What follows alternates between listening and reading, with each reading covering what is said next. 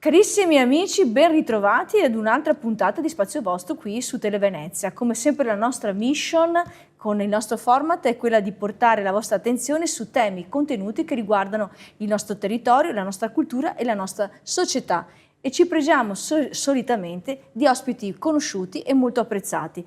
Oggi abbiamo qui un ospite molto gradito, io sono molto felice di averlo come appunto presenza. Parliamo del dottor Paolo Scatamburlo. Buongiorno a tutti. Buongiorno, benvenuto Paolo. Grazie. Possiamo darci del tu perché ci conosciamo. Sì, ci conosciamo. Non hai fatto neanche tanta strada per venirci a trovare. No, esattamente. In realtà no. Linea d'aria solo a 500 metri. Esattamente. Lui è conosciuto molto nel nostro territorio come medico, chirurgo, ginecologo e ostetrico, Assolutamente giusto? Sì. Assolutamente sì.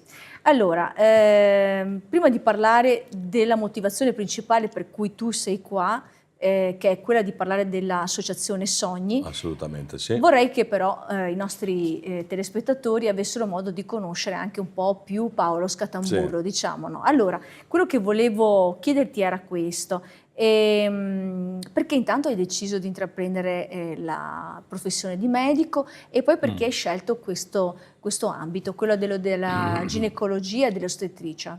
Allora, bisognerebbe parlare per lungo tempo, ma devo farla breve. Sì, in realtà, esatto, io in realtà facevo carriera militare, ero un assaltatore dell'esercito, il battaglione Garibaldi in particolar modo. Nei periodi in cui esisteva ancora il nemico, esisteva il patto di Varsavia, esisteva la Jugoslavia, c'era la guerra fredda, per cui erano momenti tosti, parliamo degli anni *80. Però a un certo punto, quando crollò il muro, tutta la parte delle caserme che c'erano in Friuli dovevano essere smantellate e avrei dovuto andare e essere trasferito a Caserta, cosa che non mi garbava. Allora mi congedai e mio padre già faceva il mestiere, faceva terapia del dolore, anche lui medico, faceva terapia del dolore, fisioterapia, dissi intraprendo la carriera di medico. Ed è stato un bel colpo di fulmine perché in realtà non feci tanta fatica, nel senso che mi piaceva tanto, per cui io davo esami a nastro, tant'è vero che mi laureai senza andare fuori corso. Che bravo! Nonostante 3 anni di qualcosa che non c'entrava niente con la medicina. E dopodiché, quando c'è l'ultimo periodo, gli ultimi 3 anni, insomma, in cui devi decidere che cosa fare della tua vita con questa laurea, io in realtà avevo scelto reumatologia perché volevo aiutare mio padre nella terapia del dolore. Andai a vedere, grazie a un'amica che mi portò a vedere un parto, non avevo mai visto, durante il tirocinio in ginecologia, e me ne innamorai. Tant'è vero che mi misi a piangere quando vidi questa bimba uscire, e la gioia che mi creò mi portò a dire: questo deve essere il mio mestiere, voglio la gioia nel mio mestiere, anche se molto spesso non c'è sempre gioia. Come medici sapete che abbiamo anche cose negative. E da là decisi di intraprendere la carriera di ginecologo ostetrico. Molto bene. Che ancora oggi. E spero anche per lungo tempo si andrà avanti a fare. Bene, tu hai anche poi una passione, diciamo così, per quello che è il mondo del sociale. Tu sei molto legato al sociale, però legato anche alla tua professione di medico, se si può dire. So che tu metti a disposizione anche, se non ricordo male, una volta alla settimana. Una mattina alla settimana. La possibilità per le donne che non hanno la possibilità economica, diciamo così, di poter essere visitate, di venire nel tuo studio, ovviamente con quello che è il concetto di privacy, ovviamente, e di poter essere visitate da te gratuitamente. Quindi tu hai messo a disposizione questo servizio che mi sembra abbia anche un nome, se non sbaglio. Codice Zero. Codice Zero. Esatto. È una cosa che mi inventai nel periodo del Covid, sostanzialmente, quando molta gente perse il lavoro, non c'erano soldi. Molte pazienti mi dicevano: dottore, vorrei un consiglio a lei, non posso venire da lei perché non ho i soldi per pagare, però in ospedale tipo mi hanno dato una visita fra 3 mesi, ma io sto male adesso, no? Certo. E allora con la segretaria decidemmo, ho detto: ma ascolta, ma se mettiamo una mattina a settimana, noi cosa cambia? Ho detto: no, facciamo. Allora abbiamo inventato questo codice zero, cioè una paziente che non ha possibilità economiche, il mercoledì mattina può chiamare in segreteria e chiedere una visita con codice zero. Io la visiterò, chiaramente darò la terapia gratuitamente. Complimenti. Questo è un gesto di grande generosità nei confronti delle donne che purtroppo si trovano anche in L'importante è che non mi difficoltà. prendano in giro e che magari abbiano un lavoro e la Certo. possibilità e vengano là per farsi la visita gratis. Questo Certo. mi turberebbe molto, ahimè. Penso che non capiti, secondo È me. capitato, È sì, capitato. è capitato, sì. È capitato con una donna Vabbè, che, qualche con sua figlia che aveva problemi di ludopatia. Per cui lei si fece dare i soldi per la visita, invece andò a spenderli e venne da me in codice zero. E questo mi turbò molto, perché io lo faccio col cuore, ma non prendetemi in giro. Eh beh, certo che sì. Quindi dicevamo il tuo impegno nel sociale. Il tuo impegno nel sociale, oltre a una professione così importante e così dedicata, è importante. Lo fai attraverso anche quello che è un gruppo di amici, Biker, sì, bikers. motociclisti. Voi fate, il tuo gruppo si chiama I ragazzi del giovedì, i ragazzi- TBHD sarebbe l'acronimo in inglese, i ragazzi del giovedì, Thursday Boys, Sì. Harley Davidson, HD. Certo. Questo è Tu il nostro con loro gruppo. organizzi eventi, vi ho visto anche negli ultimi giorni Sì. impegnati in varie attività. Sì, sì, sì, adesso abbiamo il 4 di ottobre abbiamo un mega raduno in piazza Mogliano con tutte le Harley Davidson, ma sono invitate tutte le moto, chiaramente, ognuno a pari dignità, e raccoglieremo fondi per l'associazione Sogni, di cui parleremo, suppongo, dopo. Adesso sì, ne parleremo tra poco. E voi avete anche collaborato con la LILT, con la Lega Filo d'Oro, Sì. e anche con la Casa Famiglia di Campalto, Assolutamente sì. Santa Maria della Carità. Esattamente. Quindi siete molto attivi. Allora, a dire la verità, se vogliamo, E nasce... sostenete queste associazioni. Sì, sì, sì, no. Allora nasce tutto casualmente, qualcosa come quasi 17-18 anni fa, Però. periodo nel quale una ostetrica, la Marisa, l'ostetrica di Milano, che andava 2 volte all'anno in Africa ad assistere Certo. mi chiamò, mi disse, mentre era qua in Italia, mi disse: Paolo, guarda, avremo bisogno di fondi perché c'è un bambino africano che sta morendo, ha preso la lebbra, un particolare tipo di lebbra che si chiama buruli, poi un morso di serpente ha peggiorato la situazione e il bambino era proprio addirittura d'arrivo. Se ti faccio vedere le foto, è incredibile che è tutto in pelle viva, in carne viva. Cioè, quando tu vedi la foto, sembra che sia con una maglietta, ma in realtà è in carne senza pelle. Però le associazioni lo possono portare in Italia, però poi le associazioni devono imbarcarsi le spese ospedaliere e tutto il resto. Sto ragazzo ha fatto 11 interventi. E mi disse: Paolo, mi dai una mano a raccogliere fondi? E dissi: Madonna, come? Ci ho pensato un attimo, ho detto: boh, biker. Sono andato, a quei tempi c'era un grosso motorcycle club che si chiamavano Ancient Dragon, che c'è ancora oggi, ma parliamo a quei tempi, e chiesi: ragazzi, mi date una mano a fare? Ho detto: sì, sì, assolutamente, non c'è nessun problema. E nel giro di 15 giorni organizzammo, c'erano non so quante centinaia di moto, partimmo da Boyon e venimmo poi in club qua, che era il club a Marghera, dove abbiamo tagliato la porchetta a panini e abbiamo raccolto fondi, abbiamo raccolto una bella cifra da dare a poi questa onlus. Da là poi è nata questa voglia di unire il divertirsi in moto con l'aiutare la gente, per cui abbiamo cominciato con la Lega del Filo d'Oro, poi la LILT che ci chiese un aiuto per comprare i caschetti per non far perdere i capelli alle donne che fanno camioterapia. Certo. Poi c'è stata la Casa Famiglia con cui facevamo i vecchi Babbi Natale, che ancora adesso aiutiamo, e con cui sono riuscito a fargli fare il campetto nuovo, e là è stata tutta un'avventura, il campetto sportivo nuovo perché era distrutto. Sarebbe da parlare per ore di tutto quello che abbiamo vissuto. E poi sono capitato casualmente con l'associazione Sogni. Certo. Allora, prima di parlare di Sogni, io volevo anche chiederti una cosa. Ne parlavi prima di iniziare la trasmissione, di quante onorificenze avete ricevuto poi nel corso degli anni.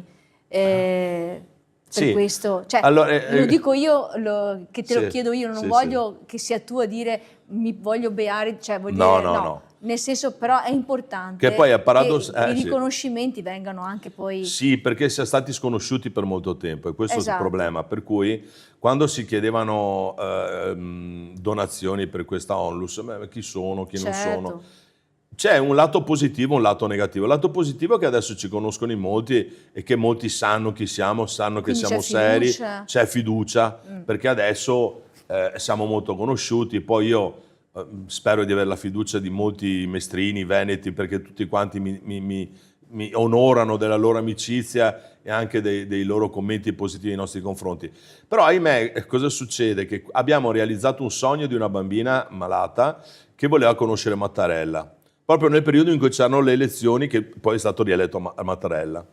E siamo riusciti nel giro di poco a far conoscere a portare questa bambina a Mattarella, il quale si è appassionato e ha detto no, ma questa è un'associazione bellissima, dobbiamo dargli un'onorificenza, e ci è stata consegnata la medaglia d'oro al valor civile. Caspita. Qual è il problema però? Che quando è stato pubblicizzato nei giornali, è stata fatta una trasmissione su Rai 3, I Nuovi Eroi, proprio sull'associazione Sogni, in particolar modo su Rudy Zanatta, che è il presidente. Certo, che salutiamo E che salutiamo, e che ci sarà peraltro il 3 alla cena. Sì. Insomma, e che cosa succede? Che adesso ci conoscono tutti, perché adesso cominciano ad arrivare richieste in continuo, cioè mentre una volta si realizzava, che ne so, 5-6 sogni in un anno, adesso cominciano ad essere 20, 30, ovvio, e la cosa si fa complicata perché qualche volta è gratuito, come l'ultimo che ho fatto a Venezia, che grazie all'amicizia ho fatto tutto gratis, a volte costano parecchio. Certo, perché non sono semplici. Voli aerei, alberghi. Quindi entriamo adesso in sogni. Sì. In sogni è sicuramente una parte che dà molta soddisfazione, però dà anche una parte che è molto difficile a livello emotivo da sostenere, perché Sogni rappresenta un'associazione che si occupa di regalare dei sogni a dei bambini purtroppo malati oncologici, anche terminali. Anche terminali, sì. Su questo ci fermiamo perché abbiamo la pubblicità e poi avremo tutta la seconda parte per poter parlare di sogni. Di sogni. Cari amici, a più tardi. Pubblicità. Cari amici, siamo di nuovo qui in studio a Spazio Vostro in compagnia del dottor Paolo Scatamburlo e stavamo parlando di Sogni.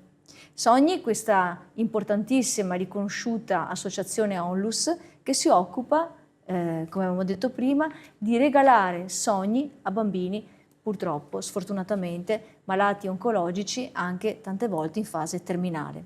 Assolutamente. Paolo, sì. quanto difficile è tutto questo? Sì.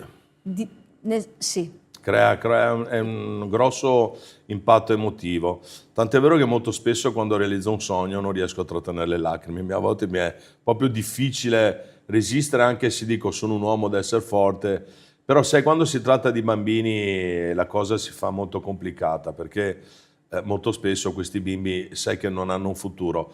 In realtà noi ci speriamo sempre, perché almeno il 20% dei bimbi a cui abbiamo realizzato i sogni sono vivi, per cui si spera sempre che qualcosa, un piccolo miracolo avvenga. Questo piccolo miracolo però lo improntiamo anche noi, lo aiutiamo noi in questo senso. Sono bambini che molto spesso stanno mesi e mesi chiusi dentro gli ospedali, no? In ambienti sterili, in stanze, per carità c'è di tutto, c'è la televisione, ci sono i giochi, hanno tutto quello che, però sono chiusi dentro una stanza. Non hanno il contatto col mondo esterno. Non hanno contatto col mondo, se non con i genitori, perché poi a volte neanche quello, perché in stanze sterili non puoi entrare. Per cui che cosa succede? Il fatto di poter, quando magari sono in condizioni migliori, poter fare quella cosa che loro sognavano da tempo, dà quel, input positivo, quella gioia che poi aiuta anche il sistema immunitario a reagire, no? Per cui aiuta anche nella cura, no? Un discorso è stare tutto il tempo chiuso in una stanza, il discorso è, non so, uno era innamorato di ascoltare Vasco Rossi e portarlo a conoscere Vasco Rossi. Chi ha voluto conoscere Aldo, Giovanni e Giacomo, li abbiamo portati a conoscere Aldo, Giovanni. Chi ha voluto conoscere il Papa, chi Mattarella, insomma i cantanti di qualsiasi tipo, anche se qualcuno ci ha tirato un po' indietro il sederino, dopo vi spiego il perché, non faccio il nome però perché non è bello. Dispiacere però. Sì, è stato un dispiacere perché ha detto se realizzo il sogno a questo qua dopo devo farlo per tutti, allora ci ha detto di no, è stata un po' una cosa, è stata una cantante donna, però non voglio fare nomi perché non spoileriamo. Però in linea di massima il 99,99% dei nostri sogni vengono realizzati. Il bello è che vengono due cose. Primo, vengono realizzati a spese nostre. Secondo, il bambino non sa che sta realizzando il suo sogno.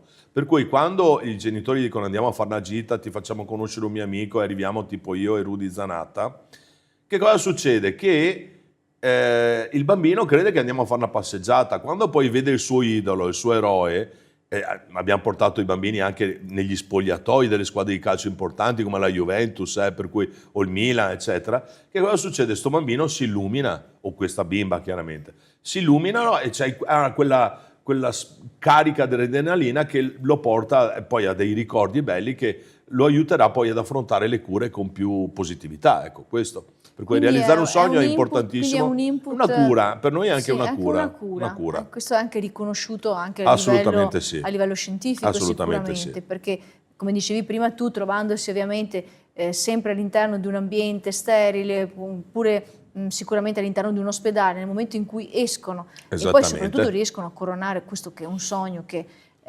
Corretto. Allora, come avviene l'organizzazione? Cioè, tu Noi abbiamo hai qualche sì. aneddoto magari particolare Sì. che vuoi raccontare? Allora, che ci tieni molto? dovremmo Magari un paio, dai. dovremmo vediamo. scrivere un libro. Dovremmo scrivere un libro. Beh, potreste, Allora, innanzitutto sono i genitori che ci contattano, per cui i bimbi non sanno nulla. Sono all'oscuro di Sono questa all'oscuro. I genitori sanno, attraverso i vari ospedali oncologici ormai in tutta Italia, ahimè da una parte e ben venga dall'altra, che c'è questa onlus che realizza sogni di bambini con questo problema. I genitori sanno che sogno è il bambino, no? Per cui cosa fanno? Ci contattano e ci dicono: guarda, io abbiamo questo figlio che ha questo tipo di problema, questo tipo di tumore, leucemia, quello che è, e lui ama tanto questo personaggio, vorrebbe fare questa cosa e noi vorremmo che potreste aiutarci in questo senso, no? E allora ci attiviamo con tutte le nostre conoscenze, abbiamo buoni contatti con Canale 5, scusami, con Mediaset e con la Rai. Abbiamo delle grosse madrine, per esempio la Clerici è una nostra madrina. Credo che la Clerici peraltro abbia realizzato il nostro primo sogno in assoluto, ancora nel lontano 2004. Molto bene. E poi 2004, sì, 2004-2005.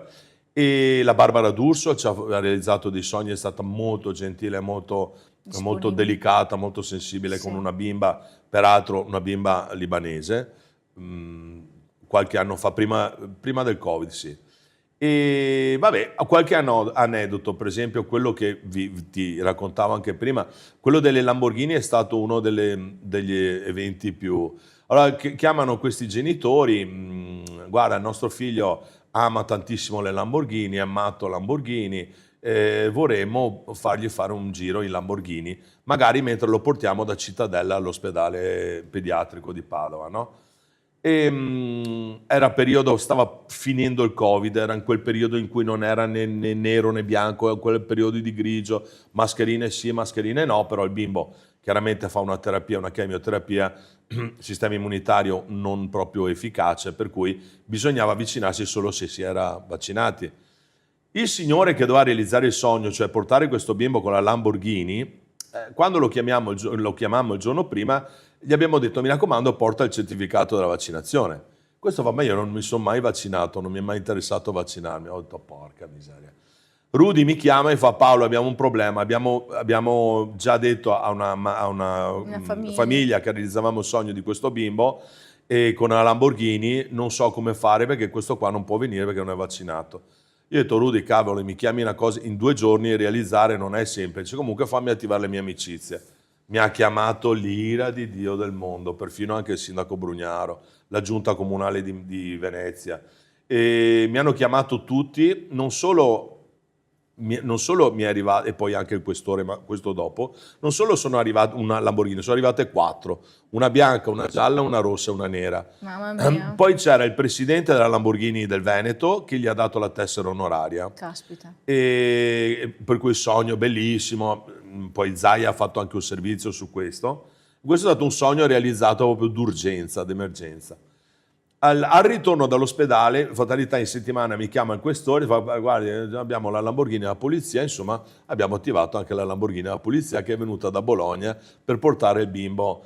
Per cui, come vedi, siamo molto conosciuti, ma di aneddoti del genere potrei raccontarti anche di peggiori, di più difficili. Sì, so che ne hai tantissimi, perché dopo tanti anni che state lavorando e poi, come dicevi prima, siete sempre più conosciuti, quindi ovviamente vi interpellano sempre di più. Assolutamente. E penso che non siate capaci di dire di no. In linea di massima non possiamo dire di no. Conoscendovi poi non potete dire di no, assolutamente no. Il bello è che qualche sogno riusciamo anche a realizzarlo a titolo completamente gratuito. Per esempio, l'ultima ragazzina che viene da Catania che se mi vede saluto la mamma perché abbiamo passato una bellissima giornata insieme, ci siamo scritti anche l'altro giorno, la ragazza sta molto bene adesso, Oh, è ritornata a Catania, è una bella notizia. però deve far su e giù, adesso fa una terapia di mantenimento, ma non la fa più qui a Padova, la fa a Catania. Il suo sogno era vedere Venezia, ok? Cioè, l'aveva già vista, ma viverla in maniera Sì. diversa, no? Allora ho contattato gondolieri, ho contattato tassisti, ho contattato uno dei ristoranti più migliori belli. che è proprio in riva sul Canal Grande, Che bello. e tutti quanti mi hanno detto: Paolo, ma soldi di che? Non vogliamo niente. I gondolieri hanno fatto anche dei regali. Onori ai veneziani. Assolutamente. Onori ai veneziani. I gondolieri ci hanno fatto anche dei regali, hanno fatto fare un bel giro di 40 minuti in gondola sul Canal Grande. I tassisti ci hanno portato per 2 giorni in giro. L'albergatrice, un albergo bellissimo, ci ha dato ospitalità, bellissimo, eccezionale. E il ristorante con cui abbiamo mangiato. Tu pensa a questa ragazza, ha vissuto, poi quanti anni ha adesso? 17 anni. E quando era malata? Da 2 anni, Quindi ahimè. aveva Tumore, un problema alle anni. ossa, sì. Ha un sarcoma. Esatto, Sì. esatto, sì. Sì, che sono anche particolarmente aggressivi. Esatto, comunque adesso insomma è stata, ha camminato, il giorno prima aveva fatto la chemio, il giorno dopo ha camminato per Venezia, l'abbiamo portata anche sì, sopra la perché terrazza poi- della Biennale che ci è stata offerta, e gli ho fatto un po' da cicerone perché tante cose di Venezia non le sapeva, Certo. che era fondata su dei pali che sono stati portati, poi ha raccontato un po' di storie della nostra Quindi Venezia. dice che in fondo a volte insistere con questi sogni dà anche la possibilità di portarli anche a curarsi, anche sicuramente Sì, a favorire una cura migliore. ad alzare quello che è il sistema immunitario, Esattamente. magari attraverso, non so, la dopamina, piuttosto non so, una sensazione di benessere sensazione che di gli benessere. permette poi di ricevere con maggior, anche di assimilare magari anche con maggior efficacia quella che può essere la terapia. Assolutamente. Giusto, dottore? Conferma? Esattamente. E comunque con la mamma ci siamo scritti ieri, mi ha scritto ieri. Sono molto felice di questa e cosa. io l'ho già detto: guarda, mi raccomando, se venite su a Venezia, contattatemi che vi porto a fare un giro. Tra le altre cose, magari li porterò in giro con la barca mia, Ok. e così li porto a vedere quei posti di Venezia che pochi turisti conoscono. Quelli non San Piero in Volta, quelli non Sì, convenzionali, non Pellestrina, Certo. queste zone che pochi Meravigliosi. turisti conoscono, ahimè, però sono il stupende. nostro meraviglioso territorio veneziano. Assolutamente. Il 3 ottobre ci sarà un evento molto importante. Sì, allora. Ci sarà una cena. Sì, ci sarà una cena. Allora, Mauro Rossato, che è il direttore del Padroni di Vega, quella società che si interessa di sicurezza sul lavoro, no? Sì. Mi ha conosciuto una volta su una cena che avevamo fatto, un pranzo che avevamo fatto su un'azienda vinicola a Portogruaro, e parlando, una mia amica che mi conosceva, sai, lui realizza sogni ai bambini malati terminali, no?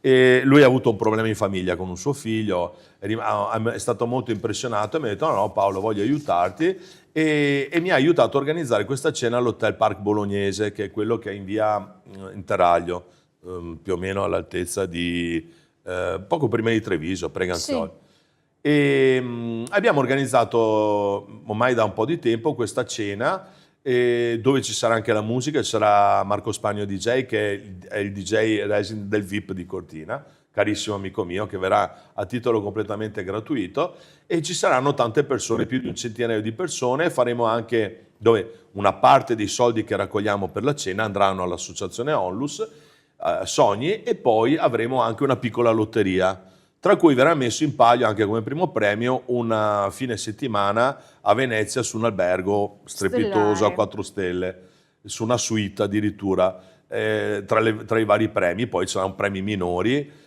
e questo servirà appunto per aiutarci a raccogliere fondi, perché ne abbiamo proprio bisogno. Quindi ricordiamo. Sarà il 3 di ottobre, un venerdì sera. Se andate sulla mia pagina Facebook, a partire dalle 7:30, 8 così. La location è Hotel Park Villa Bolognese. Ok. Bisogna iscriversi, però. Allora, se andate sulla mia pagina, poi io l'ho già postato su molte, diciamo, altre ma lo gruppi. metteremo anche noi in sovraimpressione. Sì, ce l'hai, credo tu anche, no? Sì. Ecco, l'importante è pagare prima, cioè pagare perché riuscite ahimè, a capire quante persone, al di là che capiamo quante persone ci sono, però la nostra onlus ha una caratteristica: tutto quello che facciamo è tracciabile. Certo. Ed è tracciato. Ciò significa che, e questo soprattutto dopo quello che è successo con i famosi influencer, Sì.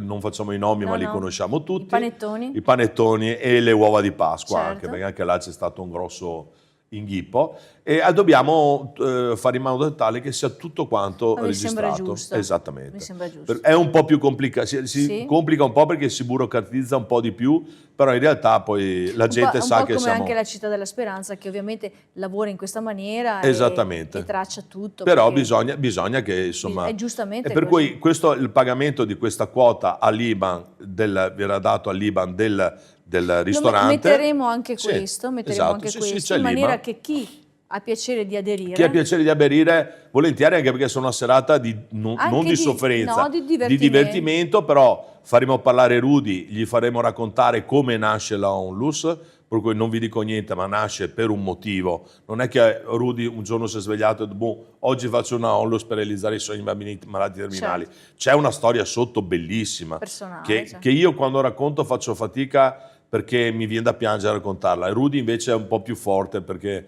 le ha passate. Intanto ha perso suo fratello di leucemia, è un fratello a cui era molto legato. Certo. E dopo ha realizzato, prima ancora che nascesse la onlus, un sogno a una ragazzina che racconterà lui poi durante la serata. Allora. E da là ha deciso poi di creare la onlus per realizzare, perché questa bimba prima di morire, questa ragazzina aveva 17 anni, prima di morire disse a Rudy, però Rudy mi raccomando, se hai fatto questo per me, cerca di farlo anche per altri bambini.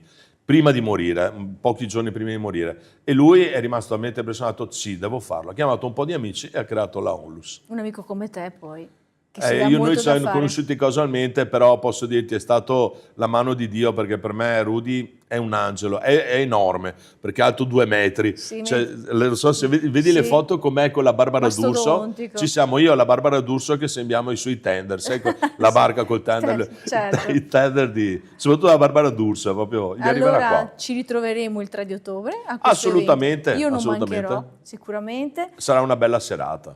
Noi abbiamo terminato il nostro tempo, il nostro spazio a disposizione, quindi Spazio Vostro vi dà appuntamento qui su Televenezia la prossima settimana. Volevi aggiungere qualcosa? L'ultima cosa, certo. Non c'è solo quello, ci sono altri 2 eventi. Il 29 settembre al Mestreland, per quell'ex mercato ortofrutticolo, ci sono i Battisto Coco che suoneranno sempre per la Onlus Sogni. Certo. Raccoglieremo fondi. E come ho detto prima ci sarà il motoraduno di Harley Davidson e altre moto invece il 4 di ottobre in Piazza Mogliano, che verrà chiusa apposta per noi. Ci sarà anche, verrà a suonare Red Bertoldini, che è un finalista di The Voice Senior, farà musica rock per tutti. Chi vuole, anche senza moto, a Mogliano può venire senza problemi. Benissimo.